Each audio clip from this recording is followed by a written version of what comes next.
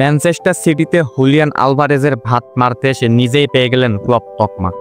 হ্যাঁ, আমি Brazilian star বয় সাবিনোর কথাই বলছি। সাবিনো ম্যান সিটিতে আসার আগে খেলতেন লা লিগার দল জিরোনাতে। সেখানে তিনি খুব একটা আলো ছড়াতে পারেননি ঠিকই, তবে 2023-24 সিজনে করেছিলেন 11টি গোল এবং 10টি গোলে রেখেছিলেন সরাসরি অবদান।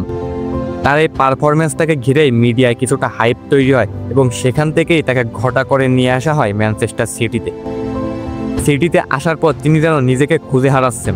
একটা সময় সবাই ভেবেছিল তিনি হয়তো আলভারেজের বিকল্প হবেন বা তাকে চ্যালেঞ্জ জানাবেন, কিন্তু বাস্তবতা ভিন্ন।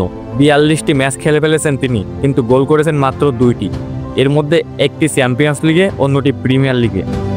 অন্যদিকে হুলিয়ান আলভারেজ যখন সিটিতে প্রথমবার আসেন তখন তিনি রেগুলার স্টার্টার ছিলেন না, তবুও নিজের প্রথম সিজনেই তিনি গোলে অ্যাসিস্ট মিলিয়ে রেখেছিলেন 22টিতে সরাসরি অবদান। শুধু তাই নয়, তিনি পেপ গার্দিওলা সিস্টেমের সাথে দ্রুত মানিয়ে নিয়েছিলেন এবং গুরুত্বপূর্ণ ম্যাচগুলোতে সাহস ও কার্যকারিতা দেখিয়েছিলেন। অথচ সাবিনো রেগুলার স্টার্টার হয়েও গোল অ্যাসিস্টেন্ট হিসাবে মুখ থুবড়ে পড়ছেন। গুরুত্বপূর্ণ ম্যাচেতে একবারেই তার প্রভাব নেই। এখানেই আসে সবথেকে বড় প্রশ্ন, মিডিয়া হাইপ কাকে নিয়ে কি তৈরি করে আর কে প্রকৃত মূল্যায়ন পায়। সাবিনোর মতো খেলোয়াড় যখন খারাপ খেলে মিডিয়া তখন নীরব থাকে, কিন্তু আলভারেজ যদি একটি ম্যাচেও বেঞ্চে বসে থাকতেন তাহলে তাকে নিয়ে শুরু হয়ে যেত ট্রোল, সমালোচনা, বেঞ্চ বয়, পেপ থেকে অবমূল্যায়ন করছেন ইত্যাদি ইত্যাদি। মিডিয়ার এই দ্বিচারিতা ফুটবল বিশ্বের জন্য অত্যন্ত হতাশাজনক। পারফরমেন্সই যেখানে আসল হওয়া উচিত সেখানে অনেক সময় নাম, দেশের পরিচিতি কিংবা মার্কেটিং ভ্যালু পারফরমেন্সের চেয়েও বড় হয়ে দাঁড়ায়। হুলিয়ান আলভারেজ এখন অ্যাটলেটিকো মাদ্রিদে গিয়ে নিজের জাত চেনাচ্ছেন। লা লিগায় নিজের প্রথম সিজনে রেখেছেন 15টি গোল ও 2টি অ্যাসিস্টে অবদান।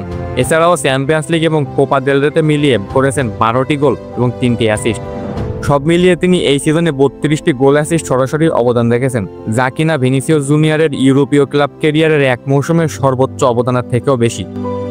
শুধু গোল অ্যাসিস্ট নয়, আলভারেজ দলকে দিচ্ছেন সাহস, গতি ও নেতৃত্ব, যা তাকে নিঃসন্দেহে বিশ্বমানের ফরওয়ার্ডের কাতারে তুলে দিয়েছে। তার এই পারফরমেন্সই এখন অ্যাটলেটিকো মাদ্রিদকে এগিয়ে নিয়ে যাচ্ছে। অন্যদিকে তার ভাত মারতে আসা সাবিনো এখন কেবল বেঞ্চে বসেই মাসি মারছেন আর ম্যানচেস্টার সিটির টাকার সাথে বেইমানি করছেন। কেউ কেউ বলছেন সাবিনোর এটা প্রথম সিজন, তাকে সময় দিতে হবে, কিন্তু আলভারেজ তো প্রথম সিজনে সময় নেননি, বরং সময়টাকে কাজে লাগিয়েছেন। তখন তো কেউ বলেনি সময় দিতে হবে, বরং তিনি চুপচাপ কাজ করে গিয়েছেন নিজের জায়গায়। দিন শেষে মিডিয়া হাইপ, নাম, দাম এগুলো কিছুই নয়, পারফরমেন্সটাই আসল।